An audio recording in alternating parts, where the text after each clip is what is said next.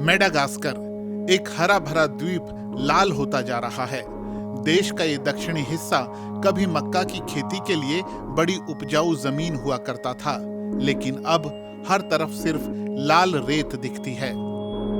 4 साल से इस इलाके में सूखा पड़ रहा है, जिसकी वजह जलवायु परिवर्तन को माना जाता है।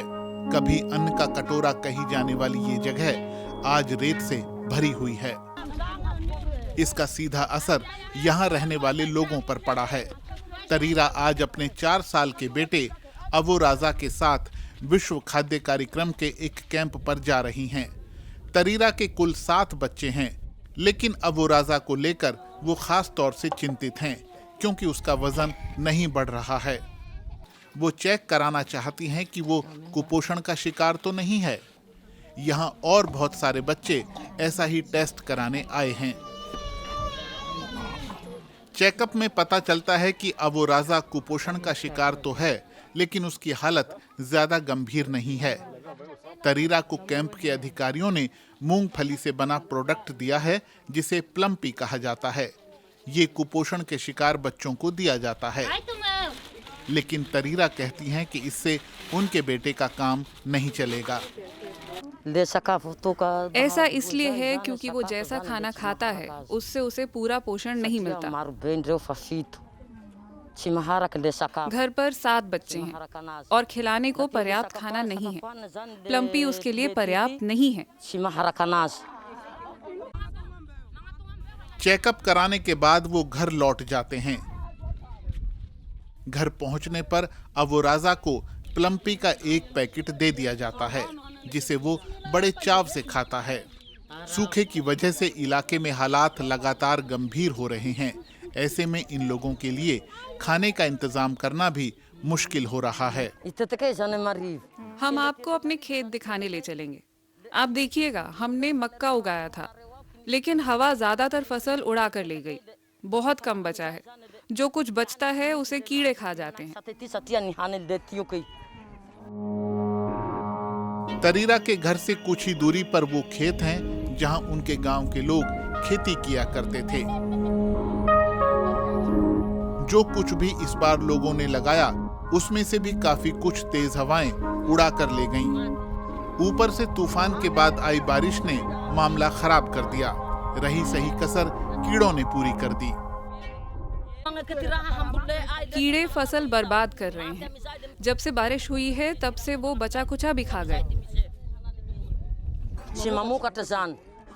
फसल तो उग ही नहीं पाती है, इसलिए हमारे पास कुछ खाने को है ही नहीं, और यहाँ हम सब लोग भूखे मर रहे हैं।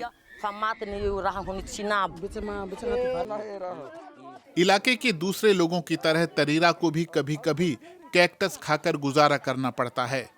ये यहाँ जंगल में खूब उगता है, लेकिन इसे खाने से कोई पौष्टिक तत्व नहीं मिलते, और इसे खाने से कभी-कभी पेट में दर्द भी हो जाता है। मेडागास्कर की गिनती दुनिया में सबसे विविध इकोसिस्टम वाली जगहों में होती है। यहाँ पेड़ पौधों और जीव जंतुओं की हजारों प्रजातियां हैं, लेकिन देश के दक्षिणी हिस्से में जमीनी सच हाल के वर्षों में बदल गया है।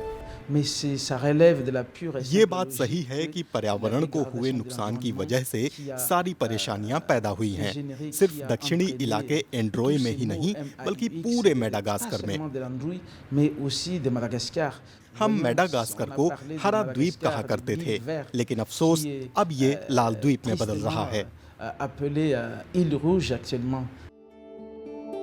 यहाँ खाने का संकट लगातार बना हुआ है।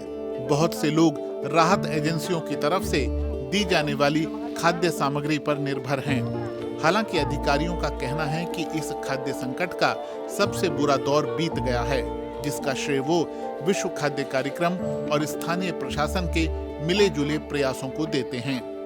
बच्चों में कुपोषण भी घटा है, लेकिन चुनौती लगातार बनी हुई है। मौसम का बदलता पैटर्न खाद्य सुरक्षा के लिए मुश्किलें पैदा कर रहा है। बिल्कुल समझ नहीं आता कि इस समय यहाँ पर क्या हो रहा है। अगर आप बुजुर्गों से पूछो कि क्या बारिश होगी, तो वे कहते हैं पता नहीं। पहले वे चंद्रमा की स्थिति को देखकर बता देते थे कि कब बारिश होनी है, लेकिन अब वे अंदाजा नहीं लगा पाते हैं। पहले आसान था।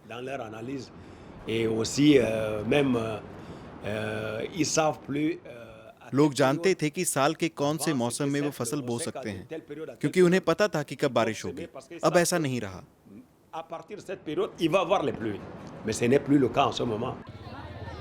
इन हालात के लिए स्थानीय सहायता संगठन बहुत सी वजहों को जिम्मेदार मानते हैं।